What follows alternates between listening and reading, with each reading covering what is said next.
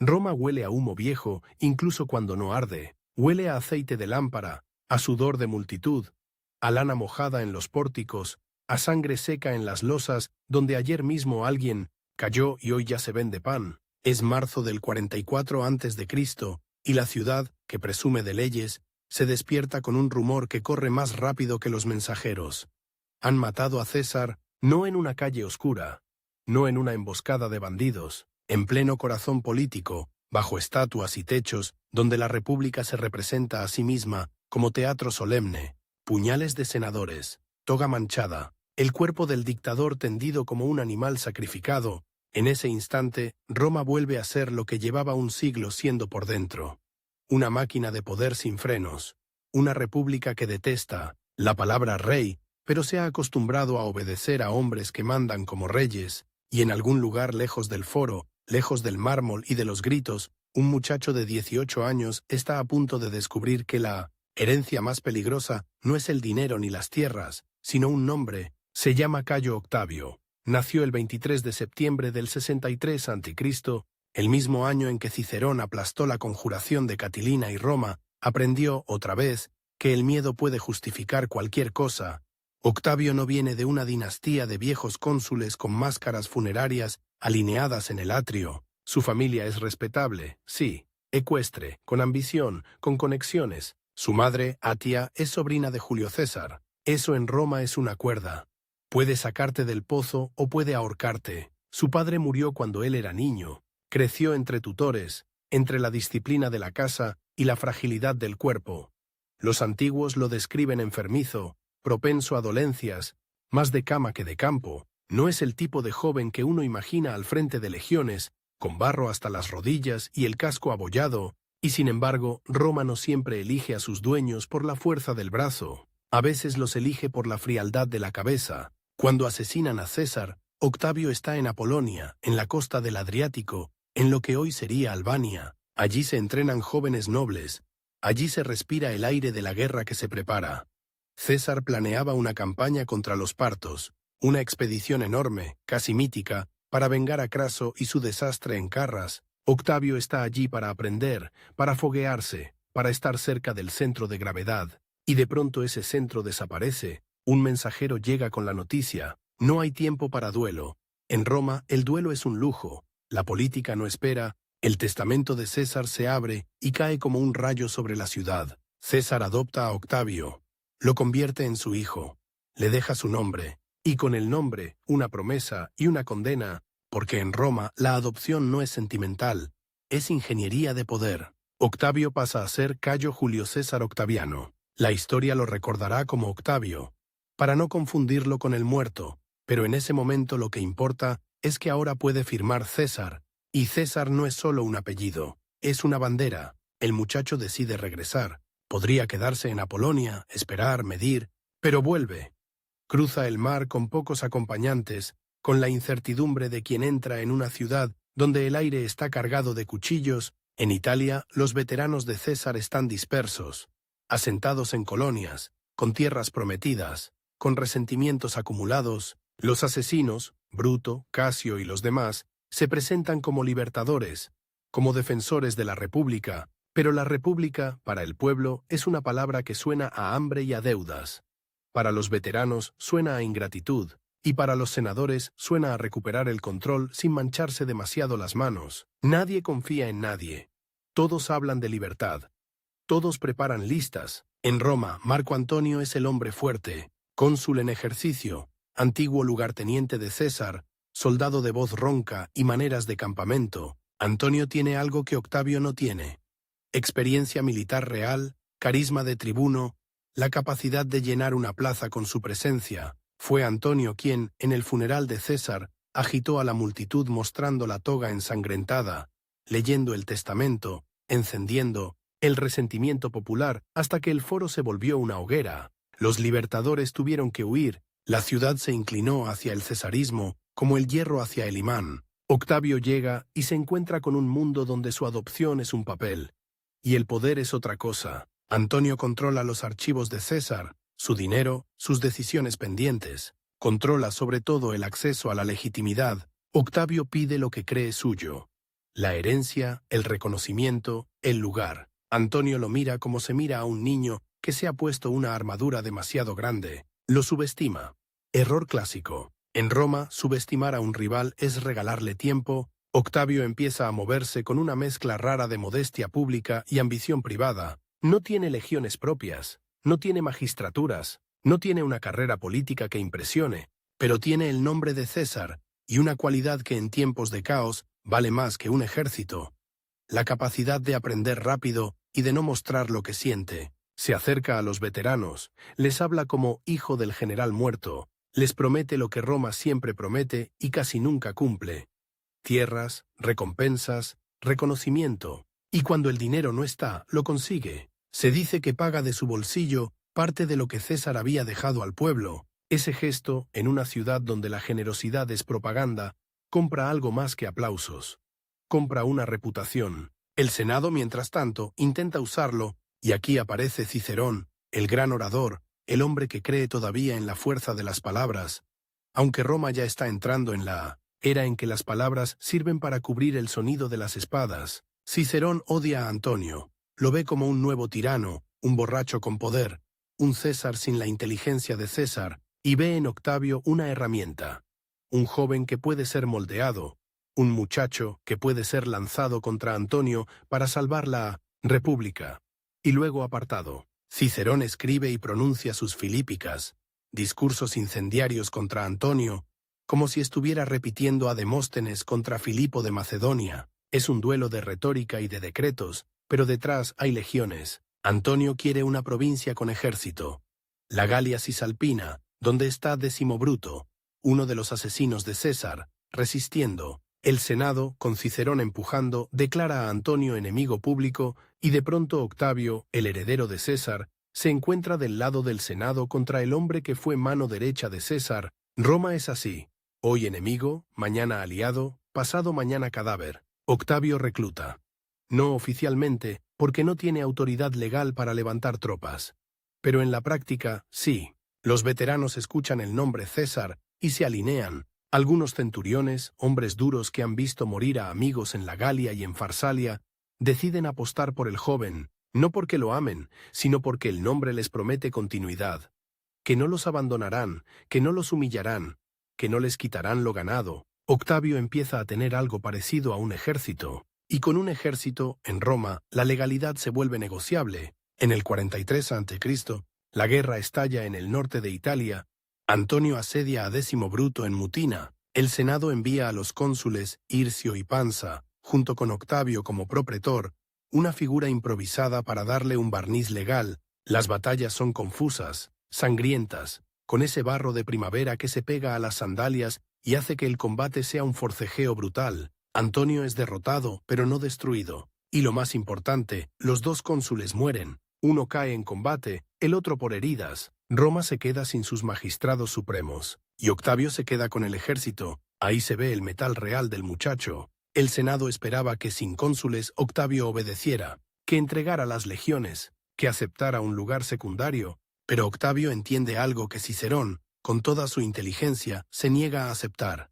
En una república militarizada, la autoridad no baja del Senado hacia los ejércitos, sube de los ejércitos hacia el Senado. Octavio marcha sobre Roma, no como un bárbaro, como un romano que exige su derecho. Sus soldados entran en la ciudad, no saquean, no incendian, solo están allí, presentes, recordando a todos que la violencia es el argumento final. Octavio exige el consulado, tiene 19 años. Es una edad absurda para el cargo más alto de la República, pero la República ya ha aceptado absurdos peores. Sila marchó sobre Roma. César cruzó el Rubicón. La norma se ha roto tantas veces que ya no se recuerda cómo era entera. Octavio es elegido cónsul. Cicerón, el hombre que creyó manipularlo, queda expuesto. La herramienta se ha convertido en dueño, y entonces ocurre el giro que define el siglo. Octavio se reconcilia con Antonio, con el enemigo público, con el hombre al que el Senado había declarado fuera de la ley. Se encuentran, negocian, se reparten el mundo. La política romana no es moral, es aritmética. Octavio necesita a Antonio porque Antonio tiene legiones veteranas y prestigio militar. Antonio necesita a Octavio porque Octavio tiene el nombre de César y una legitimidad popular que Antonio no puede fabricar solo, y ambos necesitan a un tercero para darle forma legal al pacto. Lépido, otro cesariano, con tropas y con un nombre útil. Así nace el segundo triunvirato, en el 43 a.C., no como una alianza informal, sino como una magistratura extraordinaria. 3 hombres para la restauración de la República. La palabra restauración empieza a sonar como una campana hueca, porque lo que viene no es restauración, es una purga. Las proscripciones, la palabra misma es un escalofrío, listas públicas de condenados, nombres clavados en tablillas, recompensas por cabezas, confiscación de bienes, ajustes de cuentas personales disfrazados de necesidad política. Roma ya había vivido proscripciones con Sila décadas antes y el recuerdo era una cicatriz. Ahora la cicatriz se abre. Los triunviros necesitan dinero para pagar a las tropas, necesitan eliminar enemigos, necesitan aterrorizar a los indecisos, y lo hacen con método. Se persigue a senadores, a caballeros, a ricos, a oradores, a cualquiera que pueda financiar resistencia o encender una revuelta. Las calles se llenan de delatores. Los esclavos escuchan conversaciones y las venden. Los amigos se traicionan. Los clientes abandonan a sus patronos. En las casas se esconden monedas en ánforas. Se entierran joyas en patios. Se queman cartas comprometedoras. Cicerón está en la lista.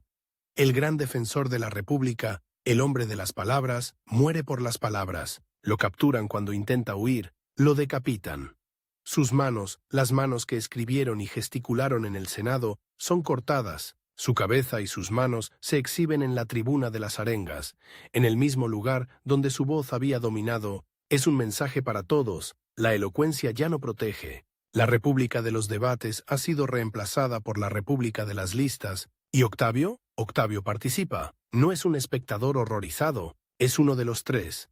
Las fuentes antiguas discuten cuánto intentó salvar a algunos, cuánto cedió, cuánto empujó, pero el resultado es el mismo. Su ascenso está manchado desde el principio por sangre romana derramada por romanos. El joven que más tarde hablará de paz y de templos reconstruidos, aprende aquí la lección más oscura. El orden se compra con terror, y el terror, una vez desatado, no distingue entre culpables y útiles. Con el dinero confiscado y el miedo instalado, el triunvirato se prepara para lo inevitable. La guerra contra los asesinos de César, que han reunido fuerzas en Oriente. Bruto y Casio no son solo idealistas con dagas, son gobernadores con provincias, con impuestos, con legiones, controlan Asia Menor, Siria, Macedonia, tienen flota, tienen recursos y sobre todo tienen una narrativa. Ellos mataron a un tirano, ellos son la libertad. En el 42 a.C., las 2 mitades del mundo romano chocan en Filipos, en Macedonia. El paisaje es de llanuras y colinas bajas, con marismas cercanas, con caminos que se vuelven barro bajo las botas de miles de hombres, 2 ejércitos romanos frente a frente, no romanos contra galos, ni contra cartagineses, ni contra partos, romanos contra romanos. El tipo de guerra que deja un sabor especial, el de matar a alguien que habla tu idioma, que reza a tus dioses, que lleva tus mismas insignias. Octavio está allí, pero no como el héroe de campo que canta la épica. Su salud vuelve a aparecer en los relatos.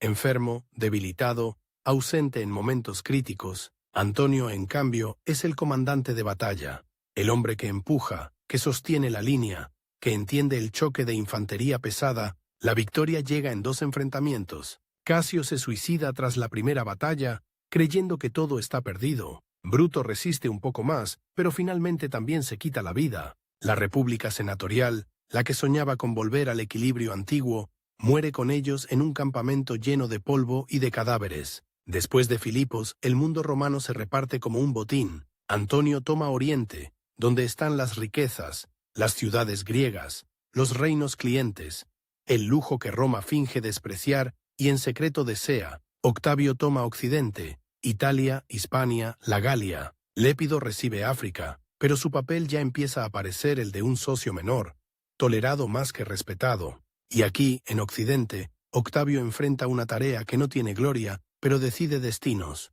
Asentar a decenas de miles de veteranos, darles tierras, cumplir promesas. Porque un veterano sin recompensa es un soldado disponible para el próximo caudillo. Italia se convierte en un tablero de expropiaciones, se confiscan propiedades de ciudades enteras para repartir parcelas, Los campesinos protestan, las élites locales se indignan, hay lágrimas, hay violencia, hay resentimiento que durará generaciones. La paz, cuando llegue, tendrá debajo este sedimento amargo. Gente que perdió su granja para que un soldado la ganara. En ese clima estalla otro conflicto.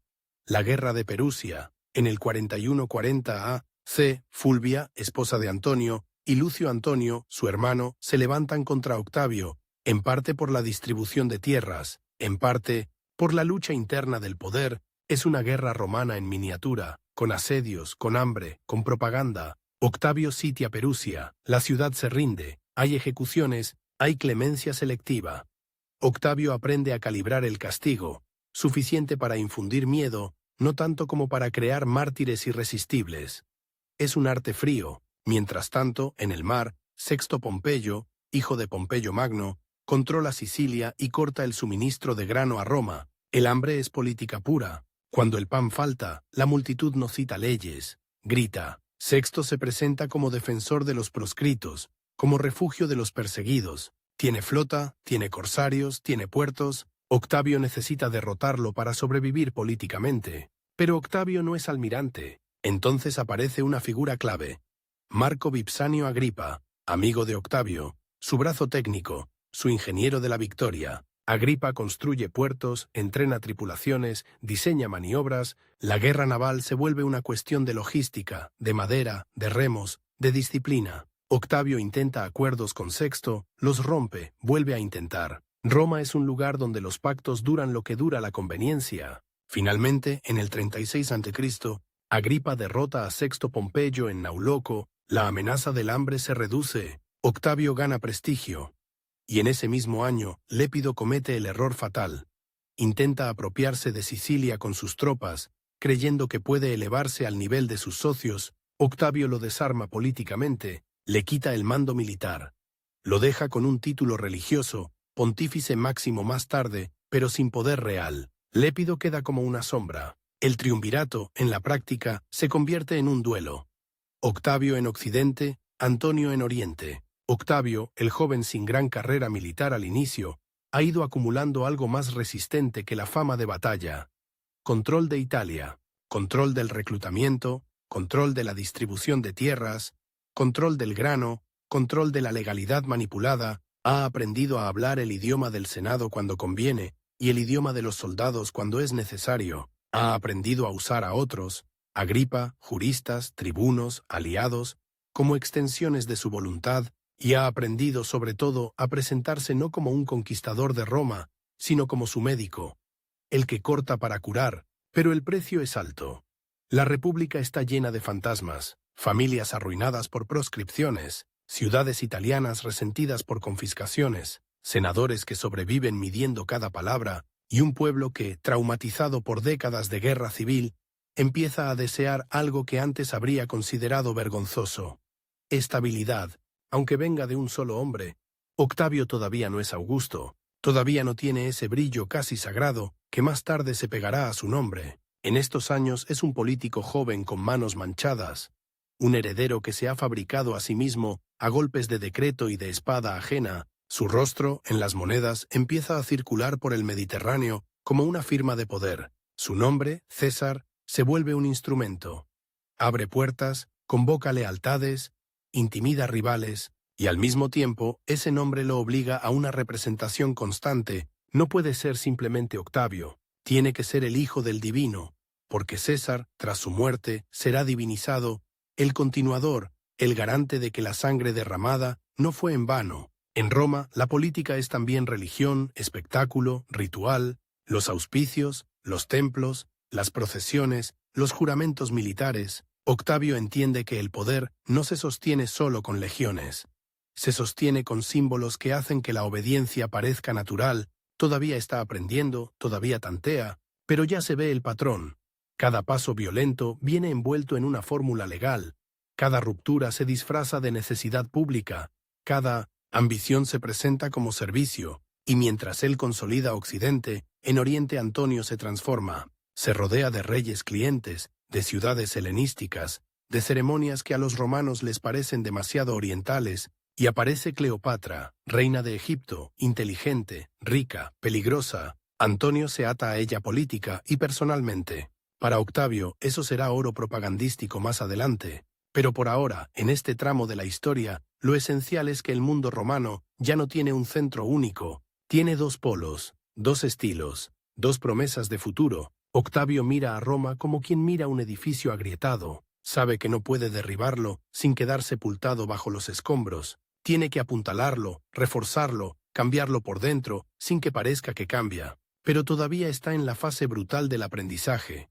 Cómo se compra la lealtad, cómo se neutraliza al Senado sin abolirlo, cómo se usa la ley como arma, cómo se sobrevive a la reputación de ser el muchacho entre lobos. En el 43 a.C., entró en Roma con soldados para exigir el consulado. En el 43 a.C., firmó proscripciones que convirtieron la ciudad en un matadero selectivo. En el 42 a.C., venció en Filipos, aunque otros pelearan más que él. En el 36 a.C., eliminó a Lépido y quedó como amo indiscutible de Occidente. Todo eso antes de cumplir 30. Todo eso en una república que juraba odiar a los reyes, y sin embargo, cuando habla, cuando escribe, cuando se presenta ante los senadores, Octavio no dice «yo mando», dice «yo restauro», dice «yo protejo», dice «yo devuelvo». Es el lenguaje que Roma quiere oír, porque Roma se avergüenza de su propia necesidad de obedecer. La ciudad que expulsó a sus reyes hace siglos se ha pasado generaciones buscando hombres que hagan de reyes sin llamarse así. Y ahora tiene a uno que parece entender el truco mejor que nadie. No imponerse como monarca, sino aparecer como el primer ciudadano, que carga con un peso que los demás ya no pueden sostener. Todavía falta el choque final con Antonio. Todavía falta el momento en que el Mediterráneo entero se incline hacia un solo nombre. Pero el molde ya está hecho aquí. En estos años de testamentos, de discursos, de listas de muerte, de barro macedonio y de hambre en el puerto, aquí nace el método. Convertir cada crisis en un escalón, cada enemigo en una justificación, cada concesión en una cadena invisible. Roma, exhausta, empieza a acostumbrarse a la idea de que la salvación puede tener rostro humano, y ese rostro, joven y pálido, aprende a no temblar. En Occidente, la victoria no huele a laureles. Huele a escrituras arrancadas de manos temblorosas, a mojones clavados en campos que ayer tenían otro dueño, a sudor de veteranos, que no saben sembrar pero sí saben exigir. Huele a resentimiento. Octavio gobierna Italia como se gobierna un animal herido, con cuidado, con firmeza, sin apartar la mano porque muerde, y cada mordisco es político. Los soldados de César, los que sobrevivieron a la Galia, a Farsalia, a la larga costumbre de obedecer a un solo hombre, no se disuelven, en la vida civil como agua en arena, se quedan, se agrupan, se miran entre sí buscando señales, quién paga, quién cumple, quién protege. En Roma la lealtad es una moneda que se acuña con plata, pero también con promesas repetidas hasta que suenan a juramento. Octavio lo sabe. Por eso, cuando reparte tierras, no reparte solo parcelas, reparte futuro. Y cuando expropia, no expropia solo propiedades. Expropia paz social, la cambia por estabilidad militar. Las ciudades italianas, muchas de ellas aliadas antiguas, se ven de pronto tratadas como botín. Los registros municipales se abren, los límites se redibujan. Los agrimensores caminan con sus varas y sus cuerdas midiendo lo que antes era tradición. En los foros locales se discute con rabia contenida. ¿Por qué nosotros? ¿Por qué nuestra tierra? Porque Italia es el corazón y el corazón paga. Los veteranos no aceptan excusas. Han visto morir a compañeros por un general que ahora es un dios, y el hijo adoptivo de ese dios no puede permitirse parecer ingrato. En ese clima, cualquier chispa prende, y la chispa llega desde el otro polo del mundo romano, desde el oriente, donde Marco Antonio se ha instalado como dueño de provincias ricas, de ciudades que hablan griego, de reyes clientes que se inclinan con una reverencia que en Roma suena a servidumbre. Pero la chispa no es Antonio en persona, todavía, es su casa, es su entorno, es su ausencia. Fulvia, esposa de Antonio, no es una figura decorativa. En Roma, las mujeres de las grandes casas no votan, pero cuentan, manejan redes, reciben clientes, guardan secretos, empujan decisiones. Fulvia tiene carácter, ambición y una intuición feroz. Si Octavio controla Italia, controla el reclutamiento, controla el reparto de tierras, controla el acceso a la multitud, controla el futuro. Y Antonio, lejos, corre el riesgo de convertirse en un nombre glorioso sin base real. Lucio Antonio, hermano de Marco, toma esa inquietud y la convierte en bandera. Habla de injusticias en los asentamientos, de veteranos favorecidos, de ciudadanos expulsados, habla sobre todo de dignidad. Y en Roma, dignidad es una palabra que sirve para cubrir muchas cosas. Rivalidad, miedo, hambre de poder, la tensión se vuelve guerra, no una guerra contra bárbaros, una guerra doméstica, sucia, con vecinos contra vecinos, con italianos sitiando italianos. Perusia, una ciudad en lo alto, con murallas que muerden el paisaje, se convierte en el escenario. El asedio es un arte cruel. No es el choque rápido de dos líneas de infantería, es la paciencia del hambre. Se cortan caminos, se vigilan puertas, se levantan terraplenes, se excavan fosos. Los soldados construyen más que combaten. Y mientras construyen, comen. Y mientras comen, el sitio se alarga. Dentro, la gente raciona, se hierve cuero, se muelen semillas guardadas para la siembra. Se mira al cielo esperando lluvia y temiendo que la lluvia apague los fuegos con los que se cocina lo poco que queda. Octavio está allí, y su presencia es distinta a la de Antonio. Antonio es campamento, voz, gesto amplio, camaradería de soldado. Octavio es administración del terror. No necesita gritar. Necesita que se sepa que puede esperar más que tú, que puede apretar un poco más, que puede convertir tu resistencia en ejemplo. Cuando Perusia cae, no hay una sola escena, hay muchas. Hay rendiciones individuales, hay negociaciones, hay traiciones pequeñas, hay castigos. Las fuentes hablan de ejecuciones selectivas, de clemencia calculada. Octavio no mata por furia, mata por mensaje. Y el mensaje es simple. Italia no tendrá dos centros de mando. No habrá un occidente dividido, mientras Antonio juega a rey en Oriente. Fulvia termina apartada, enviada lejos y muere poco después. Lucio Antonio es perdonado, pero el perdón en Roma es una cadena. Te salva la vida y te ata la gratitud. Octavio aprende a usar la clemencia como instrumento, no como virtud. César había hecho de la clemencia un espectáculo. Octavio la convierte en mecanismo. Pero el verdadero enemigo, el que aprieta la garganta de Roma, no está en una colina etrusca, está en el mar. Sexto Pompeyo, hijo del gran Pompeyo Magno, es una sombra que se ha vuelto sólida. Su padre fue el rival de César, el campeón del Senado, el hombre que parecía destinado a ser el primer ciudadano. Hasta que perdió, el hijo hereda algo más que un apellido. Hereda una causa para los derrotados, un refugio para los proscritos, un símbolo para quienes odian a los cesarianos, y hereda sobre todo una flota. Sicilia es la llave. Quien controla Sicilia controla el grano, y quien controla el grano controla Roma. La ciudad más grande del Mediterráneo no se alimenta de su campo cercano, se alimenta de barcos, barcos que llegan cargados de trigo, de aceite, de vino, de salazones, barcos que si no llegan convierten la política en motín. Sexto lo entiende con claridad brutal. No necesita tomar Roma, solo necesita dejarla con hambre. Sus naves aparecen como cuchillos en las rutas marítimas, cortan convoyes, capturan cargamentos, obligan a los comerciantes a pagar o a arriesgarlo todo. En el puerto, los precios suben, en los mercados la gente discute, en las tabernas se maldice a los poderosos, y en el foro los tribunos sienten el calor de una multitud que no quiere discursos, quiere pan. Octavio intenta negociar, porque negociar en Roma no es señal de debilidad, es una forma de ganar tiempo. Se firma el Pacto de Miseno en el 39 a.C. Sexto recibe reconocimiento y promesas, se le conceden provincias, se le ofrece una salida honorable. En teoría, paz, en la práctica, tregua. Nadie confía, nadie suelta el arma. Sexto sigue siendo un pirata con legitimidad.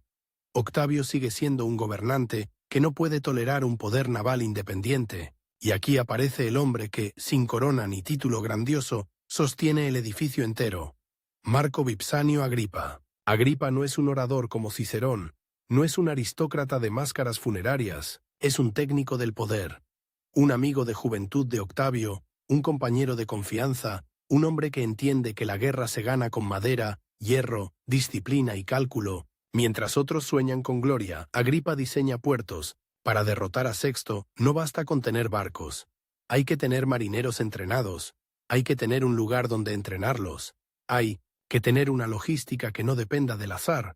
Agripa crea el Portus Julius, cerca de Baiae, en la bahía de Nápoles, un complejo naval construido conectando lagos y mar, un espacio protegido donde se puede entrenar sin que el enemigo te destruya antes de empezar. Se talan bosques, se arrastran troncos, se clavan estacas, se forjan clavos, se construyen galeras, se reclutan remeros, muchos de ellos libertos, hombres que reman no por patriotismo, sino por supervivencia. La guerra naval es distinta. En tierra, el legionario se apoya en su escudo, en su formación, en su centurión que grita. En el mar, el miedo es otro. El miedo a hundirse, a quedar atrapado bajo cubierta, a que el agua te arranque el aire. Las batallas navales son choques de madera y bronce, espolones que abren costados, ganchos que atrapan, puentes que convierten el mar en un campo de batalla improvisado. Los romanos, tradicionalmente, prefieren pelear como infantería incluso sobre el agua.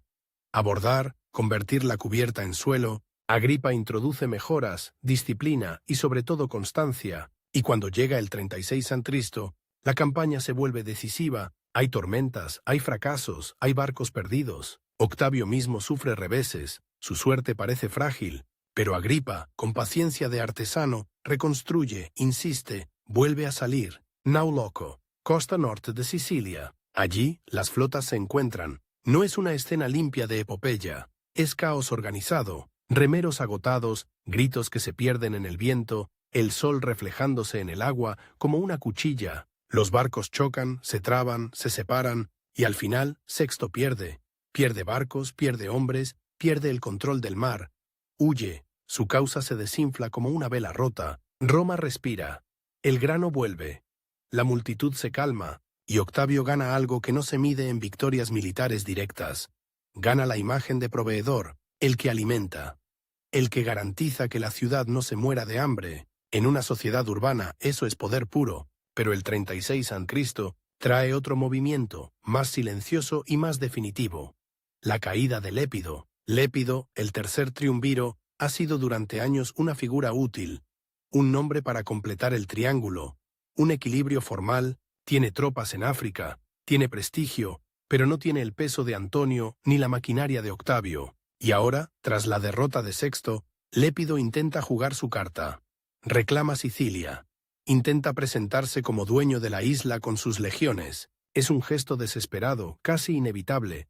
Si no se afirma ahora, quedará reducido a nada. Octavio no lo permite. No con discursos, con control de lealtades. Habla a los soldados de Lépido, les promete recompensas, les recuerda quién paga, les recuerda quién tiene Italia. Y los soldados, que no son filósofos de la Constitución, cambian de bando. Lépido queda aislado, humillado, despojado de su poder militar. No lo matan, lo dejan vivir. Otra vez, clemencia como jaula. Lépido conserva el título de pontífice máximo más adelante. Un cargo religioso enorme, pero sin ejército es un sacerdote sin espada. Y en Roma, la religión sin fuerza es ceremonia. Desde ese momento, el mundo romano se reduce a dos hombres, dos estilos, dos geografías. Occidente e Italia para Octavio, Oriente y sus riquezas para Antonio. Y el duelo no es solo militar, es cultural, es moral, es propaganda. Antonio, en Oriente, se mueve entre ciudades que veneran a Alejandro, entre teatros donde se recitan tragedias griegas, entre palacios donde la política se hace con banquetes y regalos. Allí el poder se muestra, se viste, se perfuma, se teatraliza, y Antonio, que siempre tuvo algo de actor de campamento, se adapta, se deja ver como un nuevo Dioniso, un conquistador festivo, un hombre que reparte reinos como si fueran copas de vino. Cleopatra entra en escena no como un adorno romántico, sino como una aliada estratégica. Egipto es dinero líquido, grano, impuestos, tesoros acumulados, una administración antigua y eficaz. Cleopatra es reina y es política. Habla idiomas, entiende símbolos, sabe que Roma se cree superior, pero necesita recursos. Antonio la necesita para financiar campañas, para sostener su posición, para competir con el Occidente, que Octavio está consolidando. Con una disciplina casi contable, Octavio observa desde lejos y toma nota. No necesita derrotar a Antonio mañana. Necesita que, cuando llegue el choque, Roma ya haya decidido quién es romano y quién se ha vuelto otra cosa. Mientras Antonio se asocia con el Oriente, Octavio se asocia con Italia. Y eso no es una frase, es una construcción diaria. Octavio se presenta como el hombre que sufre con Italia, que reparte, que organiza, que protege. Sus monedas circulan con su rostro joven, serio, casi austero. No hay exceso, hay control, hay una estética de la moderación que en tiempos de trauma se vuelve seductora, pero esa moderación es una máscara sobre una realidad dura.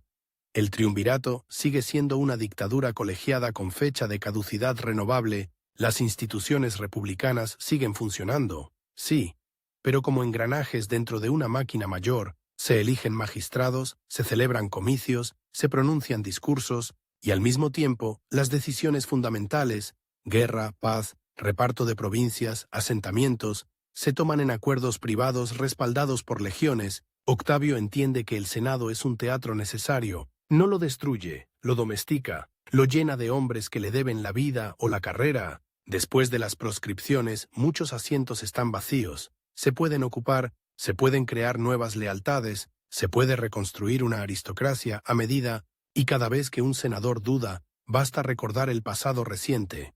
Las listas, las cabezas expuestas, las confiscaciones. El miedo es un consejero silencioso. A la vez, Octavio necesita algo que no se consigue con terror.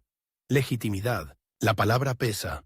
Porque Roma, incluso cuando obedece a un caudillo, quiere creer que obedece a la ley, quiere creer que la república sigue viva, aunque sea como un cuerpo embalsamado. Octavio alimenta esa ilusión con cuidado, se muestra respetuoso con las formas, habla de restauración, habla de orden, habla de devolver, y mientras habla, concentra. En el 37 a.C., el triunvirato se renueva en Tarento, otra vez legalidad extraordinaria, otra vez reparto. Antonio necesita barcos para su campaña contra Partia. Octavio necesita tiempo para terminar con Sexto y consolidar Italia. Se intercambian recursos, se intercambian promesas.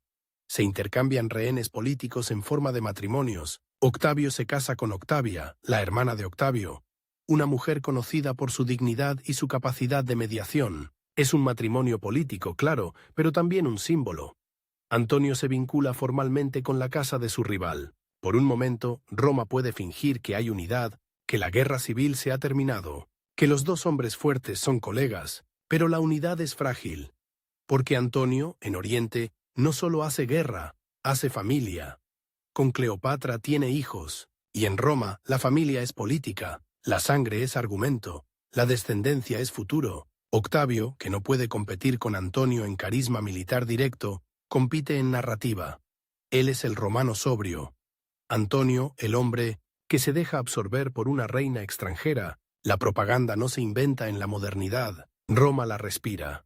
Se escribe en monedas, en estatuas, en rumores, en poemas recitados en cenas, se filtra en chistes de taberna, se convierte en todo el mundo sabe que, y Octavio es un maestro en convertir todo el mundo sabe en arma. Mientras tanto, su control del ejército en Occidente se vuelve más sólido, no porque él sea el mejor general, sino porque él es el mejor patrón. Paga, reparte, premia, castiga, y crucialmente delega en gente competente. Agripa no es un accidente, es una elección. Octavio se rodea de hombres que no le hacen sombra en el imaginario público, pero que le dan victorias reales. Es una forma de poder más moderna que la de los caudillos tradicionales. El poder como red, no como músculo individual. Y aún así, la guerra civil no se ha ido, solo ha cambiado de forma. Ya no es una batalla abierta en Filipos, es una tensión constante, como una cuerda estirada entre dos extremos del Mediterráneo. Cada decisión en Oriente tiene eco en Roma, cada rumor en Roma llega a Alejandría, cada nombramiento, cada decreto, cada moneda acuñada, es un gesto en un duelo que todavía no se declara. Antonio, buscando gloria y legitimidad militar comparable a la de César, se lanza contra Partia. La campaña es difícil, el terreno es hostil, la logística se rompe, el enemigo no ofrece una batalla decisiva, sino desgaste. El resultado no es la gran venganza de Carras que Roma soñaba, es un esfuerzo costoso, con retirada, con pérdidas. No es un desastre absoluto, pero tampoco es triunfo. Y en política romana, no ganar es empezar a perder. Octavio aprovecha. No necesita inventar hechos, solo necesita encuadrarlos. Antonio, el gran soldado, vuelve sin la corona de la victoria, y vuelve a un Oriente donde Cleopatra lo recibe con ceremonias que en Roma suenan a coronación. Se celebran los llamados donativos de Alejandría, En el 34 Aponituso, c. Antonio reparte territorios orientales a los hijos de Cleopatra, reconoce a Cesarión, hijo de Cleopatra y Julio César, como rey de reyes en un contexto ceremonial. Para el público romano, o para el público romano que Octavio quiere fabricar, eso es dinamita, porque si Cesarión es el hijo de César, entonces el hijo adoptivo, Octavio, tiene un rival simbólico, un rival de sangre. Y Roma, que ha divinizado a César, puede empezar a mirar a ese niño como heredero natural. Octavio no puede permitirlo. No puede permitir que exista un César alternativo, criado en Egipto, rodeado de símbolos monárquicos, con una madre reina y un padre político que parece haberse orientalizado. Así, la rivalidad se vuelve existencial. Ya no es solo quien manda, es quien representa a Roma. Octavio intensifica su imagen de defensor de Italia, se apoya en el resentimiento cultural romano hacia el lujo oriental, hacia la idea de reyes, hacia la sumisión ceremonial. Roma odia la palabra rex como si fuera veneno, aunque en la práctica obedezca a hombres con poder real. Octavio explota esa contradicción con precisión quirúrgica. No dice, yo quiero ser rey, dice, yo impido que otro lo sea, y mientras tanto sigue consolidando su base. Los veteranos asentados en Italia se convierten en colonos leales, las ciudades, aunque resentidas, se adaptan, los senadores, aunque humillados, sobreviven, la gente común, cansada de incertidumbre, empieza a asociar el nombre de Octavio con algo raro en su época. Previsibilidad. Pero la previsibilidad tiene un costo humano que no desaparece. Las proscripciones han dejado huérfanos, viudas, familias rotas. Los confiscados no olvidan. Los nuevos propietarios viven con miedo a que el péndulo vuelva. En las cenas se habla en voz baja. En las cartas se mide cada frase. La política se ha convertido en una disciplina de autocensura. Octavio, que en su juventud marchó sobre Roma para exigir el consulado, ahora marcha sobre Roma de otra manera. Con leyes, con nombramientos, con control de la memoria, se construye una biografía pública, se pule, se edita, se repite. El joven enfermo de Apolonia se transforma en el garante del orden. El participante de proscripciones se transforma en el restaurador. La violencia se reescribe como necesidad. La necesidad se reescribe como virtud. Y Antonio, al otro lado, hace lo contrario sin querer. Se deja ver como exceso, como riesgo. Como un hombre que, en vez de cerrar la herida de la guerra civil, la mantiene abierta con su vida personal y su política oriental. Octavia, la esposa romana de Antonio, se convierte en símbolo involuntario. Se dice que ella intenta mediar, que lleva recursos, que mantiene la dignidad, y se dice que Antonio la rechaza, que prefiere a Cleopatra. En Roma eso no es solo un drama doméstico, es una alegoría. La matrona romana abandonada por la reina extranjera, la casa romana humillada por el palacio egipcio. Octavio no necesita escribir el guión. La ciudad lo escribe por él, y él lo distribuye. A finales de los años 30, el reloj corre. El triunvirato, esa magistratura extraordinaria, no puede durar eternamente sin convertirse en lo que finge no ser. Y cada renovación, cada prórroga, hace más evidente la mentira. Roma se acostumbra a vivir bajo hombres que dicen restaurar, mientras gobiernan como dueños. Pero la costumbre no elimina el peligro. Dos dueños no caben en una sola casa. Octavio prepara el terreno con paciencia, asegura alianzas en Italia, refuerza su relación con las élites municipales, mantiene a los veteranos satisfechos, y sobre todo se asegura de que cuando llegue el choque final, no parezca una guerra civil más, sino una guerra de Roma contra algo ajeno, porque esa es la jugada maestra que se está gestando. Transformar a Marco Antonio, romano hasta la médula, en un otro, no por su sangre, sino por su imagen, por su elección de escenario, por su asociación con Cleopatra, por su aparente disposición a repartir el mundo romano como si fuera un reino helenístico. En ese punto, la guerra ya existe, aunque todavía no se haya declarado. Existe en los rumores que cruzan el mar, en las monedas que circulan con rostros rivales, en los juramentos de soldados que, sin saberlo, se preparan para matar a otros soldados romanos. Existe en el silencio del Senado, que espera ver quién gana para aplaudir al vencedor. Existe en la mirada de Octavio, que ha aprendido a no temblar, pero no ha aprendido, ni quiere aprender, a compartir. Y así, el Occidente se convierte en una máquina lista para la guerra. Con puertos construidos, con flotas entrenadas, con legiones, asentadas y leales, con una Italia que, aunque cansada, prefiere un amo conocido a un futuro incierto. Octavio no necesita ser el mejor guerrero, necesita ser el mejor arquitecto del poder, y en estos años, entre Perusia y Nauloco, entre el hambre y la madera de los astilleros, entre la caída de Lépido y el desgaste de Antonio en Partia, esa arquitectura ya está en pie, solo falta el golpe de mar, el choque de dos mundos en una sola bahía, y el momento en que Roma, por fin, se convencerá de que no está eligiendo un rey, sino salvándose de uno. El mar Jónico no tiene memoria, pero guarda restos, astillas viejas, clavos de bronce, ánforas rotas, huesos que el agua pule hasta volverlos anónimos, y sin embargo, hay días en que el Mediterráneo parece recordar, en el 32 a.C., cuando los vientos cambian y las rutas se llenan de rumores, el mar vuelve a ser frontera moral, no geográfica. De un lado, Italia, y su hambre de estabilidad. Del otro, el Oriente con su brillo, su oro, sus reyes clientes y esa palabra que en Roma suena como una blasfemia antigua, monarquía. Octavio ya no es el muchacho que llegó a Italia con un nombre prestado y una salud frágil. Ahora es el dueño de los resortes. No todos todavía, pero los decisivos. Tiene veteranos asentados, tiene a Agripa, tiene puertos, tiene dinero, tiene el hábito de mandar, y tiene algo más difícil de fabricar que una flota. Un relato que se pega a la piel de la ciudad como el polvo del foro. Él no conquista Roma, él la protege, él no manda, él restaura, él no aplasta rivales, él salva a la república de quienes quieren convertirla en un reino oriental. Marco Antonio, mientras tanto, se ha ido quedando sin el único escudo que en Roma vale tanto como una legión.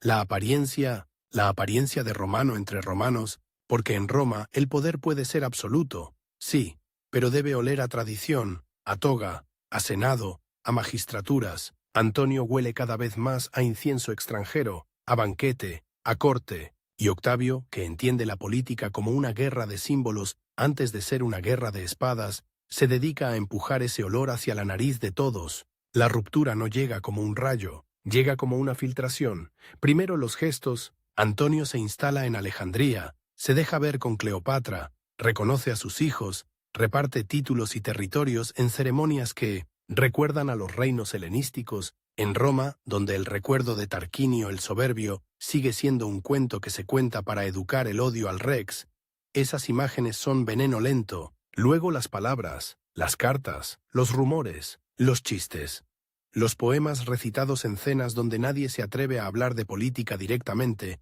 pero todos hablan de política todo el tiempo. Y entonces llega el documento, el testamento. En la cultura romana, el testamento no es solo un papel, es la última máscara, la declaración final de quién eres, a quién perteneces, dónde quieres reposar, y Octavio consigue lo impensable: hacerse con el testamento de Antonio, depositado en manos de las vestales, esas guardianas de lo sagrado que, en teoría, están por encima de la lucha de facciones. Que Octavio lo obtenga ya es un acto de poder, que lo lea en el Senado es un acto de teatro, un teatro cruel. No importa tanto cada cláusula exacta como el efecto. Se dice, y se repite, que Antonio quiere ser enterrado en Alejandría, que reconoce a Cesarión, el hijo de César y Cleopatra, como heredero legítimo, que concede reinos a los hijos de Cleopatra, que su centro ya no es Roma, que su corazón ya no está en Italia, en una ciudad traumatizada por décadas de guerras civiles, donde la gente ha visto cambiar de dueño las calles y los templos. Esa idea es insoportable. Que el hombre que manda ejércitos romanos quiera terminar como un rey extranjero, con una reina extranjera, en una capital extranjera. Octavio no declara la guerra a Antonio, eso sería admitir la verdad. Otra guerra civil. Declara la guerra a Cleopatra, a Egipto, a una reina. Es una jugada de precisión, porque así el conflicto se viste de guerra externa, de defensa nacional, de cruzada moral. Antonio queda atrapado en una trampa semántica. Si lucha, parece luchar por Cleopatra contra Roma. Si no lucha, se hunde. Y el Senado, que ha aprendido a sobrevivir oliendo el viento, acompaña el movimiento. Se votan decretos, se pronuncian fórmulas solemnes, se finge que la República decide, cuando en realidad la República ya hace tiempo que obedece. En Italia, la maquinaria se pone en marcha con una seriedad casi administrativa. No es el entusiasmo de una guerra de conquista, es el cansancio de una guerra necesaria. Se reclutan hombres, se revisan listas, se recaudan impuestos, Se funden metales, se reparan caminos, los puertos hierven, Brundisium, Puteoli, Ostia, madera, brea, cuerda, velas. El olor de la guerra naval es distinto al de la guerra de tierra. Sal, alquitrán, sudor rancio de remeros, pescado seco, agua estancada en barriles, y por encima de todo, el sonido. Martillos sobre remaches, gritos de capataces, el crujido de quillas al deslizarse hacia el agua. Agripa, otra vez, es el hombre que convierte la voluntad política en capacidad real. No necesita discursos. Necesita barcos que floten, tripulaciones que no entren en pánico, oficiales que sepan mantener una línea en medio del caos. La guerra contra Sexto Pompeyo le ha dado experiencia. Ahora la escala es mayor. El enemigo no es una flota de piratas con legitimidad. Es una coalición con recursos orientales, con puertos griegos, con dinero egipcio, con marineros acostumbrados a esas aguas. Octavio también entiende que la guerra se gana antes de la batalla, cortando rutas, aislando, obligando al enemigo a moverse cuando no quiere. Agripa toma posiciones en la costa occidental de Grecia, se apodera de puntos clave, hostiga, captura, bloquea. La guerra se vuelve una asfixia. Antonio y Cleopatra, con su gran flota, quedan atados a una base. El Golfo de Ambracia, cerca de Axio, un lugar que en el mapa parece una simple curva de costa, pero en la realidad es un embudo, y en un embudo la masa se convierte en problema. La flota de Antonio es impresionante en tamaño y en presencia, grandes naves pesadas, con torres, con catapultas, con marines, son fortalezas flotantes. Pero las fortalezas flotantes tienen un defecto. Necesitan espacio, necesitan coordinación, necesitan tripulaciones entrenadas y alimentadas. Y ahí aparece el enemigo más viejo que cualquier general: la logística, el hambre, la enfermedad, la deserción. En los campamentos, la guerra no es solo estrategia, es diarrea, fiebre, agua mala, mosquitos, heridas que se infectan. Es el grano que no llega, es el aceite que se raciona, es el vino aguado, es el soldado que mira el mar y piensa en su casa, y luego mira al oficial y piensa en huir. Agripa, con su control del mar, corta suministros. Antonio, atrapado, ve cómo su ejército se desgasta sin una gran batalla que lo redima, y Cleopatra está allí. No como una figura romántica de tragedia, sino como una jefa de Estado con su propio interés. Egipto no puede permitirse perder. Su tesoro financia la guerra, sus barcos participan, su presencia es política, pero en Roma su presencia es propaganda pura para Octavio. La reina extranjera al lado del romano traidor, la imagen se vuelve más poderosa que cualquier informe militar. El 2 de septiembre del 31 a.C., el aire sobre Axio es pesado, el mar engañosamente tranquilo, las naves se alinean, los remeros ajustan el ritmo, los marines revisan armas, los oficiales gritan órdenes que el viento rompe. En una batalla naval, el primer choque es siempre confusión. Distancias mal calculadas, señales que no se ven, barcos que se estorban, espolones que fallan, ganchos que se enganchan donde no deben. Agripa y Octavio tienen naves más ligeras, más maniobrables. No buscan embestir de frente a las fortalezas flotantes de Antonio. Buscan rodear, aislar, atacar puntos débiles, prender fuego, cortar. Remos, convertir la masa enemiga en un atasco. Es una batalla de movimiento contra peso, de disciplina contra desesperación. Y entonces ocurre lo que, para muchos contemporáneos, parece incomprensible, y para Octavio es un regalo.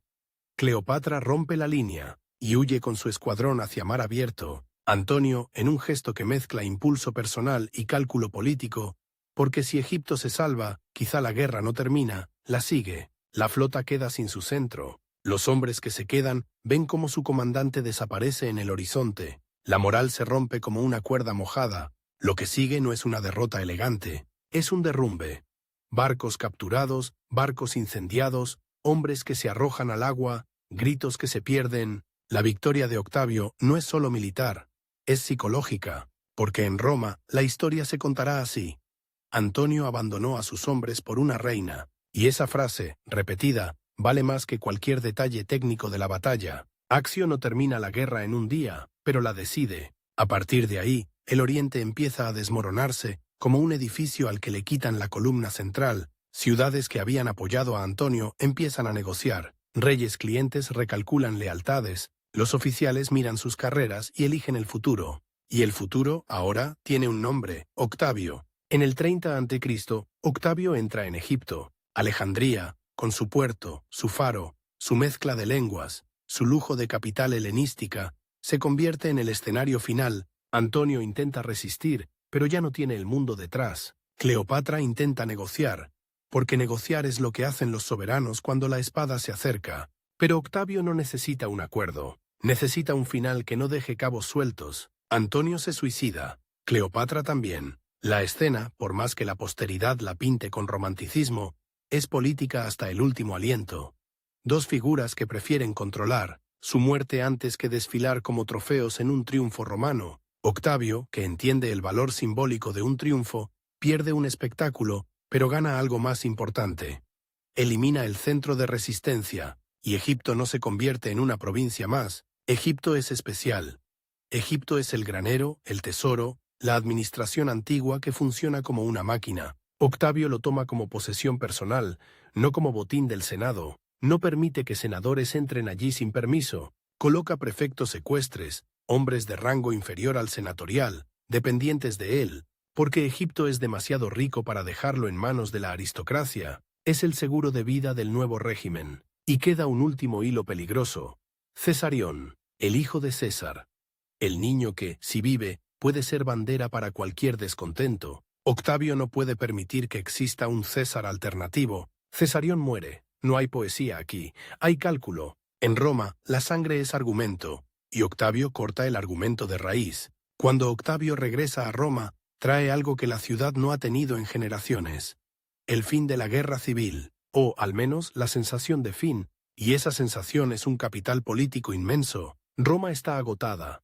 Las familias han perdido hijos, las propiedades han cambiado de manos, los dioses han sido invocados por todos los bandos, la gente quiere creer que el ciclo se cerró. Octavio celebra triunfos. 3, según la tradición.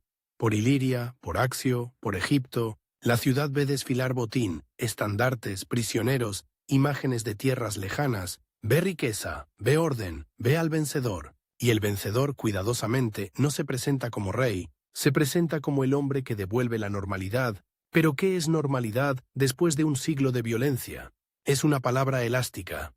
Octavio la estira hasta convertirla en sistema. El problema es simple y monstruoso. Roma odia a los reyes, pero necesita un centro de mando. Las legiones ya no son milicias ciudadanas que se levantan por campaña y vuelven al arado.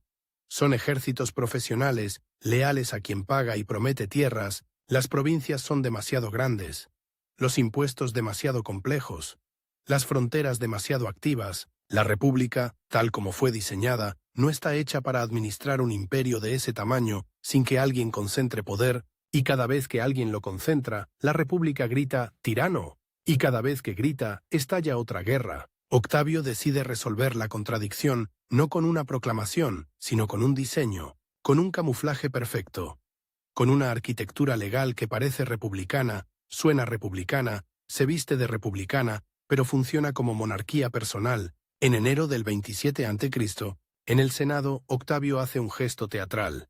Anuncia que devuelve sus poderes extraordinarios, que restaura la República, que entrega al Senado y al pueblo romano el control del Estado. Es una escena calculada al milímetro, porque el Senado, lleno de hombres que le deben su carrera, su vida o su fortuna, no puede aceptar de verdad esa devolución, no después de ver lo que pasa cuando el poder queda vacante, no después de décadas de caudillos, no después de Accio. Así que el Senado le ruega que se quede, que asuma responsabilidades, que tome provincias problemáticas, que mantenga el mando donde hay legiones. Y Octavio acepta, con la modestia ritual del romano que dice «no quiero», mientras toma lo que necesita. Ese acuerdo se conoce como el primer asentamiento. En la práctica, Octavio recibe un mando proconsular sobre provincias clave durante 10 años. Hispania, la Galia, Siria, Cilicia, Chipre, Egipto, territorios donde están la mayoría de las legiones. Las provincias pacíficas quedan para el Senado. Es una división elegante. El Senado administra lo seguro, Octavio controla lo armado, y quien controla lo armado controla todo. En ese mismo momento, el Senado le concede un nuevo nombre, no un cargo que suene a rey, un título, Augusto, Una palabra cargada de religión, de augurios, de sacralidad, no significa rey. Significa algo más sutil. El hombre aumentado, consagrado, el que tiene una autoridad que parece venir de los dioses y de la tradición, no de la fuerza bruta. También recibe el Clipeus Virtutis, el escudo de las virtudes, con 4 palabras que son un programa político. Virtus, clementia, iustitia, pietas, valor, clemencia, justicia, piedad, es propaganda institucionalizada, no un panfleto, un objeto en un edificio público, una inscripción que convierte su persona en norma moral, y sin embargo, Augusto, ya podemos llamarlo así, sigue insistiendo en que es solo el princeps, el primero entre iguales, el primer ciudadano, no el rey, no el dictador, el primero. Una palabra que suena casi modesta, como si el poder fuera una cuestión de precedencia en una fila, no de mando sobre ejércitos. La genialidad del sistema está en que no destruye las instituciones republicanas, las conserva como decorado funcional. Hay cónsules, hay pretores, hay comicios, hay senado, hay debates, pero el centro de gravedad se desplaza. Las decisiones importantes pasan por Augusto porque él tiene el imperium en las provincias con legiones, porque él tiene el prestigio del vencedor, porque él controla el tesoro egipcio, porque él reparte honores, porque él puede arruinar carreras con una mirada. Roma, que siempre ha sido una ciudad de rituales, acepta el ritual, y el ritual se convierte en jaula. Augusto no se limita a mandar desde lejos, se instala en el corazón de la vida pública, con una presencia cuidadosamente dosificada. No vive en un palacio oriental, vive, al menos al principio, en una casa relativamente modesta en el Palatino, cerca de los lugares donde la memoria de Roma se siente en cada piedra, modestia visible, poder invisible. Y al mismo tiempo empieza la gran operación de restauración material, templos reparados, cultos reordenados, sacerdocios reorganizados. La ciudad, que ha visto incendios, saqueos, abandono, empieza a ver obras. La piedra nueva no solo embellece, convence, porque un régimen que construye parece estable, un régimen que repara templos parece piadoso, un régimen que devuelve a los dioses su casa parece devolver a Roma su alma. Pero el sistema tiene grietas, siempre las tiene, y en el 23 a.C., esas grietas se abren de golpe. Augusto cae enfermo, gravemente. Roma contiene la respiración, porque el régimen, por más que se vista de república, depende de un hombre, y si ese hombre muere, ¿qué queda? ¿Vuelve el Senado a mandar? ¿Se reparten las legiones entre ambiciosos? ¿Aparece un nuevo Antonio, un nuevo César, un nuevo caudillo con carisma y ejército? La paz, esa paz recién comprada con tanta sangre, parece de pronto un vidrio fino. En esa crisis, Augusto comete un gesto que revela el nervio del sistema. Entrega su anillo de sello a Agripa, como si señalara a un hombre de confianza para manejar asuntos, y entrega a un cónsul, Calpurnio Pisón, documentos de Estado. Los rumores se disparan. ¿Está nombrando sucesor? ¿Está improvisando?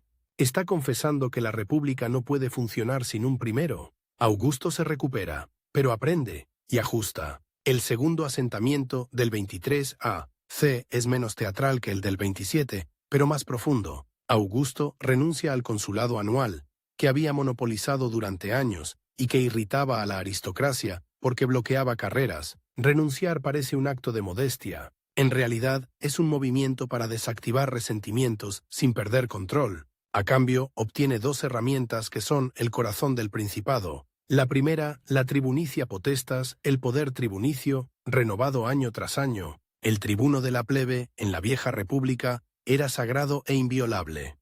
Podía vetar decisiones, convocar al pueblo, proteger a ciudadanos. Augusto, patricio, no puede ser tribuno, pero puede tener su poder, y con ese poder se convierte en protector oficial del pueblo romano, con capacidad de intervenir en la política interna sin parecer un dictador militar. Es un poder civil, urbano, romano hasta la médula, perfecto para el camuflaje. La segunda, el Imperium Proconsulare Maius, un mando proconsular mayor que el de cualquier otro gobernador. Esto significa que, incluso en provincias senatoriales, su autoridad puede prevalecer, es la llave maestra. Con ella, Augusto puede intervenir donde quiera, cuando quiera, sin necesidad de ocupar magistraturas tradicionales. Puede mandar ejércitos, puede nombrar legados, puede supervisar gobernadores, Puede, en la práctica, ser el comandante supremo del mundo romano sin llamarse así. Y así el sistema se vuelve más elegante, menos visible, más duradero. Augusto ya no necesita ser cónsul para mandar, deja que otros ocupen el cargo, que la aristocracia respire, que las carreras sigan su curso, les da honores, les da la sensación de participación y se queda con lo que importa. El control del ejército, la iniciativa política, la capacidad de veto, la autoridad moral, la restauración, se convierte en una máscara tan bien ajustada que muchos, incluso entre los inteligentes, prefieren creerla, porque creerla es cómodo. Si la república sigue viva, entonces los senadores no son cortesanos, son magistrados. Si Augusto es solo el primero, entonces obedecer no es servidumbre, es cooperación. Las palabras salvan el orgullo, pero Augusto no gobierna solo con palabras, gobierna con una administración que empieza a parecer moderna, con redes de patronazgo, con hombres nuevos, ecuestres, técnicos, que no pertenecen a las viejas familias, pero saben contar, escribir, organizar, con prefectos, procuradores, legados, con un Estado que sin decirlo se profesionaliza, y el símbolo más claro de esa profesionalización es Egipto.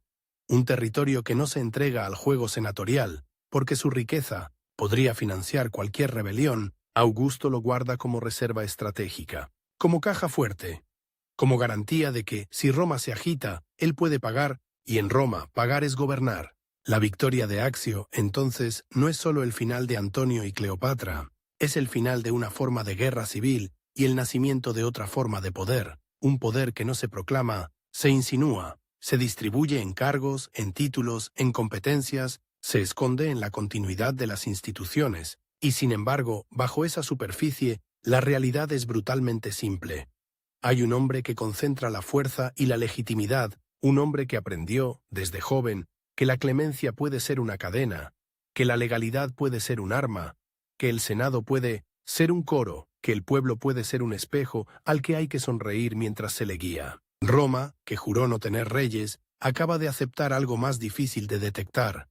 Un soberano que se presenta como servidor, un arquitecto que construye un edificio donde cada columna parece antigua, pero el plano es nuevo, y el plano está hecho para durar, porque la guerra civil ha terminado, sí, pero el precio de su final es que la paz tiene dueño, y ese dueño, con el nombre de Augusto, acaba de aprender a gobernar no como general victorioso, sino como sistema. La paz tiene dueño, sí, pero la paz también tiene mantenimiento. No es una estatua que se coloca en el foro y ya, es una máquina que se oxida si no la engrasan todos los días. Y Augusto, que había aprendido a leer la política como se lee el cielo antes de una tormenta, entiende que el verdadero peligro, ya, no viene de un Marco Antonio con flota y reina, sino de algo más romano, más íntimo, más difícil de señalar con el dedo.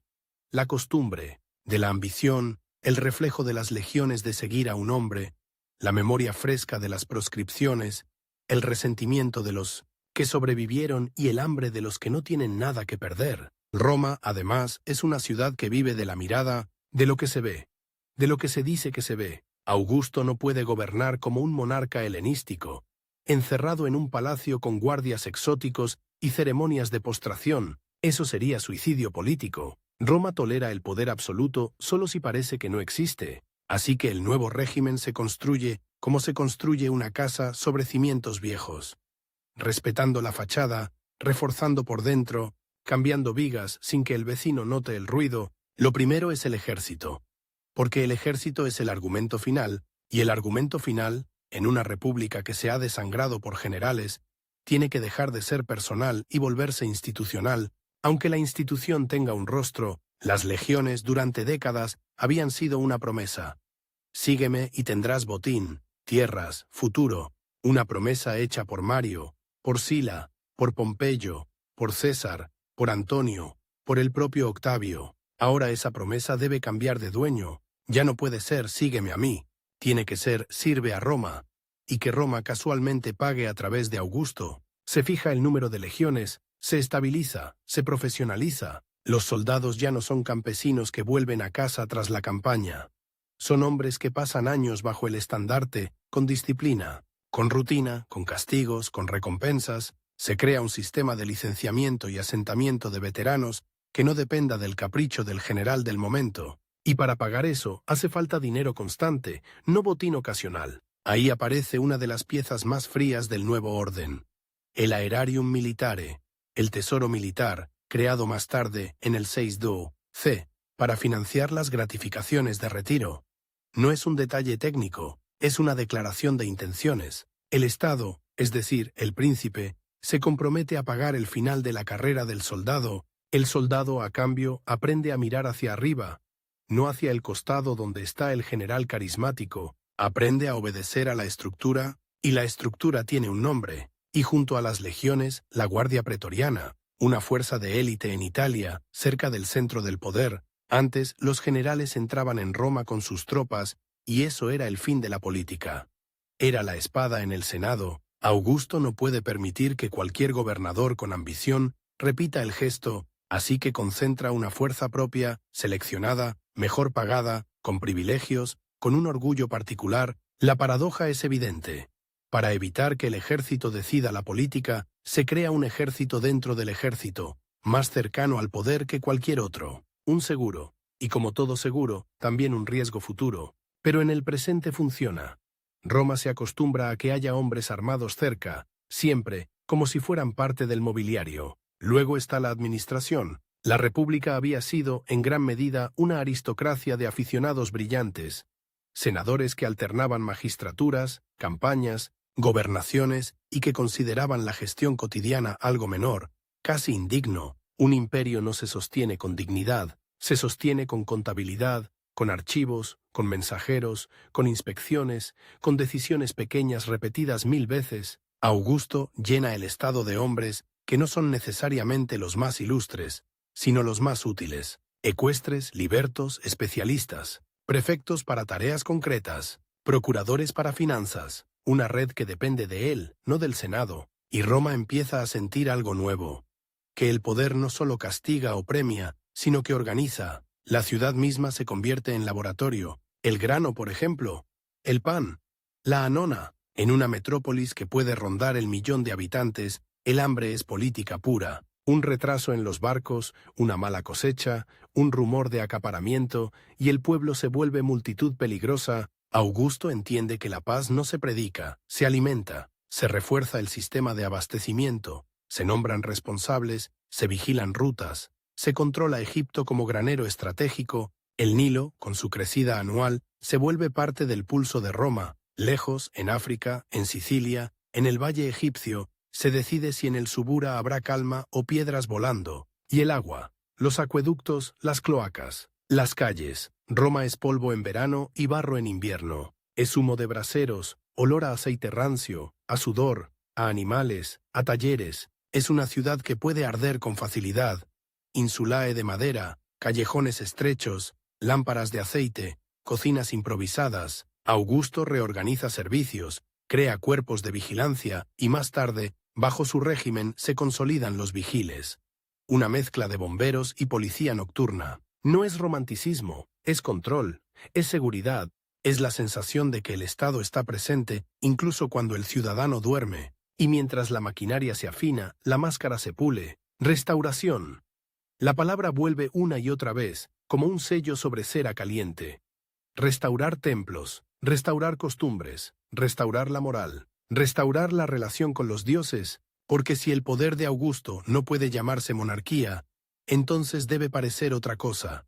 Una cura, un tratamiento para una república enferma. La religión en Roma no es solo fe, es contrato. Si los dioses están satisfechos, la ciudad prospera. Si están ofendidos, llegan derrotas, pestes, prodigios. Augusto se presenta como el hombre que recompone ese contrato roto por la guerra civil. Se convierte en Pontifex Maximus en el 12 a.C.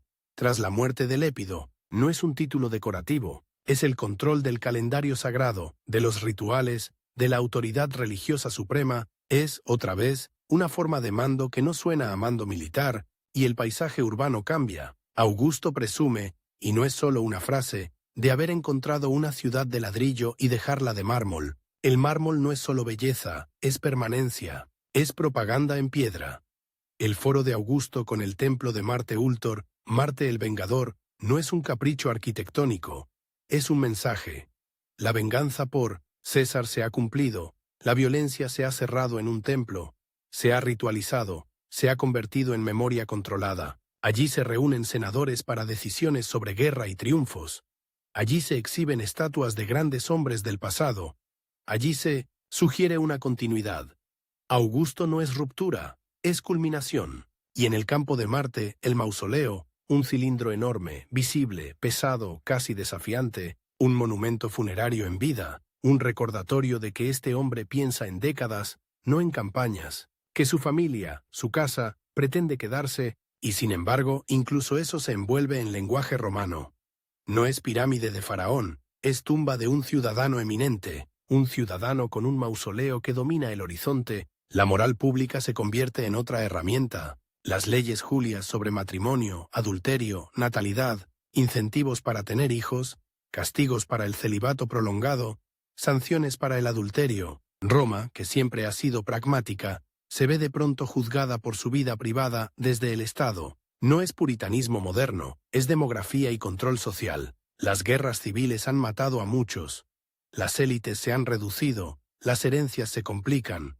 Las alianzas familiares son política. Augusto quiere una aristocracia que se reproduzca, que se estabilice, que no se disuelva en lujos y escándalos que alimenten el cinismo, y aquí aparece la sombra inevitable.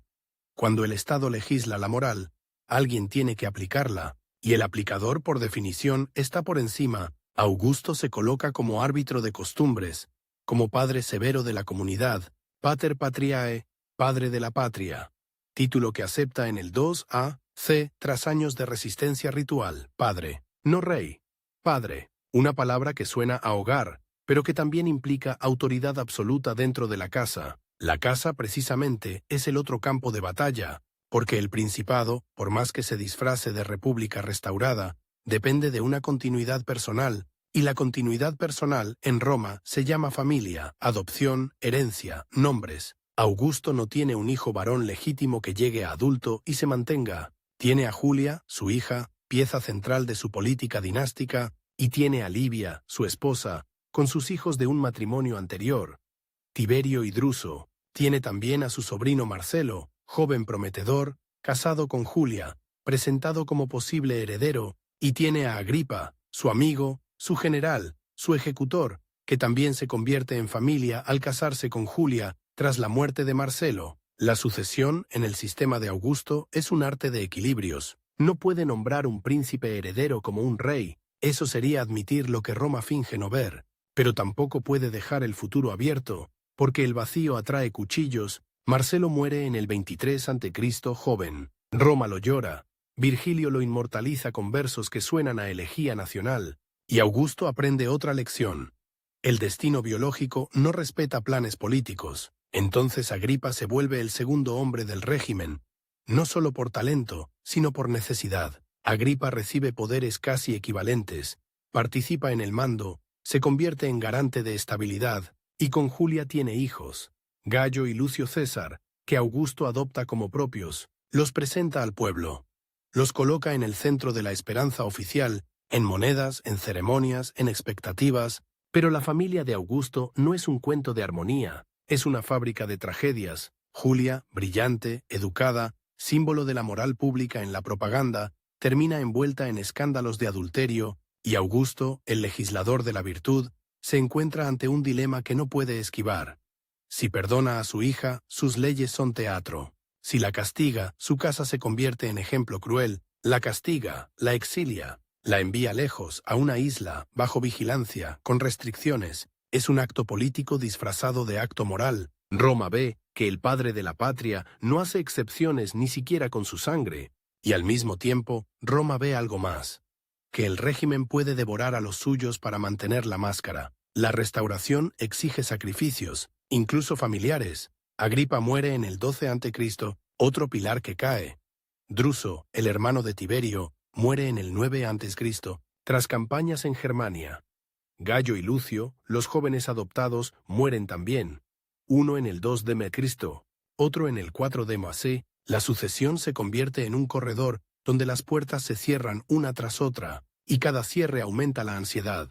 Si Augusto muere, ¿quién sostiene el edificio? Mientras tanto, el imperio se mueve, porque gobernar no es solo Roma. Es Hispania con sus montañas y sus guerras de desgaste. Es la Galia con su romanización acelerada, sus ciudades nuevas, sus élites locales aprendiendo latín y derecho. Es el Danubio, frontera líquida y peligrosa. Es Oriente, con reyes clientes, con Armenia como tablero de ajedrez entre Roma y Partia. Es el desierto, donde el control es más de rutas que de territorios. Augusto no es un conquistador al estilo de Alejandro, pero tampoco es un pacifista. Su paz se construye con campañas, con fortines, con tratados, con demostraciones de fuerza. La expansión hacia el norte, hacia Germania, es uno de esos proyectos que parecen inevitables. Si controlas la Galia, el Rin se vuelve frontera natural, pero también tentación. Más allá hay tribus, bosques, ríos, y la idea de empujar la línea hasta el Elba para hacer el imperio más defendible, una palabra que siempre suena razonable antes del desastre, y el desastre llega en el 9 c. Teutoburgo, 3 legiones perdidas, un golpe que no es solo militar, sino psicológico, porque Roma, acostumbrada a pensar que su disciplina vence a la barbarie, se encuentra con un enemigo que entiende el terreno, que entiende la emboscada, que entiende la paciencia. Arminio, un líder germano que había servido a Roma, utiliza el conocimiento romano contra Roma: lluvia, barro, bosque cerrado, columnas estiradas, carros atrapados, gritos que no se ven, lanzas desde la niebla verde. No es una batalla limpia, es una carnicería prolongada. Las águilas legionarias, símbolos sagrados, caen en manos enemigas. Y en Roma, la noticia se siente como un mal presagio. Se cuenta que Augusto, viejo ya, golpea su cabeza contra la pared y repite: «Varo, devuélveme mis legiones». Puede que la frase haya sido adornada por la tradición, pero el sentimiento es real. El régimen que presume de orden y control descubre un límite brutal. Teutoburgo cambia la política imperial. No se abandona toda Germania de inmediato, pero se replantea la expansión, se refuerza el Rin como frontera, se castiga, se hacen campañas de represalia, se intenta recuperar honor y águilas, pero la idea de una Germania romana hasta el Elba se enfría. El imperio aprende a ser menos voraz, más defensivo, y esa decisión, que parece prudente, también revela algo. El principado no es solo gloria, es administración de riesgos, es saber cuándo parar. En el interior, Augusto sigue afinando el sistema de provincias, divide, reorganiza, supervisa. Las provincias imperiales, con legiones, quedan bajo su control directo mediante legados. Las senatoriales, más tranquilas, quedan para procónsules elegidos por el Senado. Es un reparto que mantiene la dignidad senatorial, mientras asegura que la fuerza armada no se escape. Y cuando hay abusos, cuando un gobernador exprime demasiado, cuando una ciudad se queja, el príncipe puede intervenir como árbitro supremo, no como tirano, sino como garante de justicia. Otra vez la máscara, el poder absoluto presentado como servicio. La moneda también habla. En un mundo donde la mayoría no lee discursos, la moneda es el periódico del imperio. En ella aparecen símbolos de pax, de victoria, de templos, de puertas cerradas del templo de Jano, ese gesto antiguo que indica que Roma está en paz. Augusto presume de haber cerrado las puertas de Jano varias veces, algo raro en la historia romana, y cada cierre es un mensaje. La guerra civil terminó. La guerra exterior está controlada. El orden reina. La paz se acuña en plata y bronce, pasa de mano en mano, se vuelve cotidiana. Y luego está el relato final, el texto que Augusto deja como su propia inscripción política. Las res gestae divi Augusti, los hechos del divino Augusto.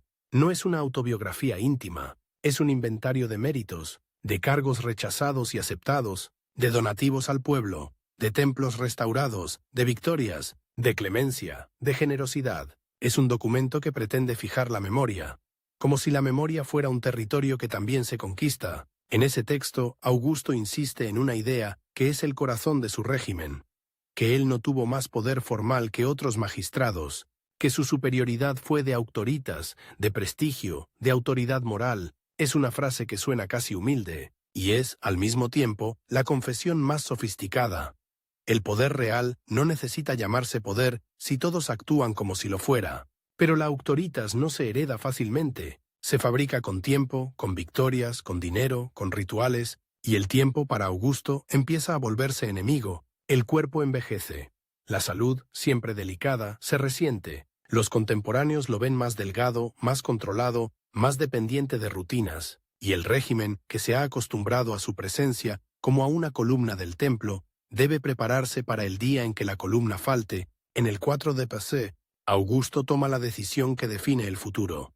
Adopta a Tiberio, y no solo a Tiberio, obliga a Tiberio a adoptar a Germánico, el hijo de Druso, joven popular, con sangre Julia y Claudia. Una figura que puede reconciliar facciones y expectativas, es una ingeniería dinástica, adopciones como puentes, nombres como herramientas, porque en Roma, ser hijo puede ser un acto legal, no biológico, y esa flexibilidad permite construir continuidad sin decir dinastía. Tiberio, sin embargo, no es un heredero de cuento. Es capaz, experimentado, buen comandante, pero también reservado, áspero, con una relación complicada con el espectáculo político. Había sido, en cierto momento, apartado o se había apartado él mismo, retirándose a Rodas, quizá por tensiones con la familia imperial, y con la posición de Gayo y Lucio como herederos preferidos. Su regreso al centro no es una fiesta, es una necesidad. Y Augusto, que sabe leer caracteres, sabe que Tiberio no será amado como César ni como el propio Augusto, pero puede ser obedecido.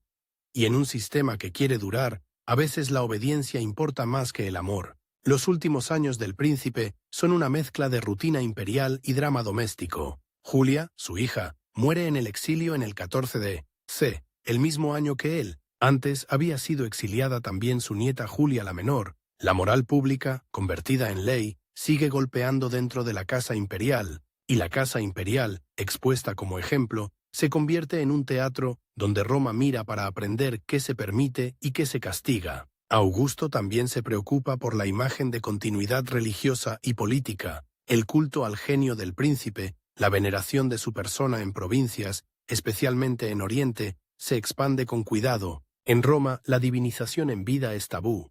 Después de la muerte es otra cosa. Julio César había sido divinizado, Divus Iulius, y Augusto había construido parte de su legitimidad como hijo del divino. El juego es delicado, demasiado culto personal, y Roma huele a reyes, demasiado poco, y el régimen pierde sacralidad. Augusto camina esa cuerda floja con una precisión que parece instinto, y mientras tanto, el Senado sigue reuniéndose, sigue hablando, sigue votando, pero su papel se ha transformado, ya no es el motor del Estado, es su órgano de resonancia. Puede influir, puede negociar, puede resistir en detalles, pero el marco general está fijado. La aristocracia aprende a vivir dentro del principado como antes vivía dentro de la república, compitiendo por honores, por provincias, por prestigio, solo que ahora hay un árbitro permanente, un árbitro que también juega. La propaganda literaria acompaña. Horacio canta la paz y el orden. Virgilio, con la Eneida, ofrece un mito de origen que conecta a Roma con Troya, con destino, con misión. No es propaganda burda, es alta cultura al servicio de un clima político, la idea de que Roma está destinada a gobernar, de que el orden augusteo es cumplimiento de un designio, se filtra en la educación, en las recitaciones, en las bibliotecas. El régimen no solo administra, también narra, y llega el final, no como un golpe, sino como un apagarse. En el verano del 14 de C, Augusto está en Nola, en Campania, tierra de villas, de calor pesado, de cigarras, de sombras bajo pórticos. Muere el 19 de agosto. La fecha importa, porque Roma es una civilización que cuenta el tiempo con precisión ritual. Muere el hombre que había gobernado, de una forma u otra, desde el 31 a.C. como vencedor y desde el 27 a.C. como Augusto. Más de 4 décadas de un mismo centro. La transición es el examen definitivo del sistema. Si todo dependía solo de su persona, el edificio se derrumba. Si el diseño funciona, el poder pasa como pasa un sello de una mano a otra. Tiberio recibe el poder con cautela, con esa mezcla de formalismo y resistencia que caracteriza los primeros días.